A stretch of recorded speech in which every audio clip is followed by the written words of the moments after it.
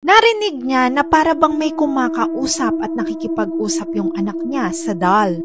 Nang biglang ito ang makita niya. Isang umaga, napansin ng tatay na para bang mayroong kinakausap yung anak niya sa loob ng room nito. Kaya naman naisip niyang kuwanin yung cellphone niya at binidyo ang mga pangyayari. Pero hindi niya inaasahan ang mga susunod na makikita niya.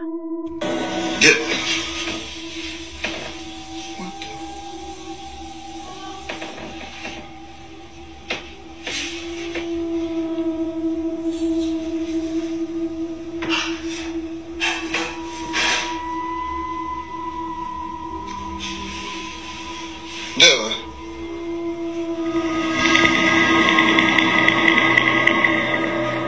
What in the world? Dylan, what are you doing? Dylan, stop. Dylan, stop.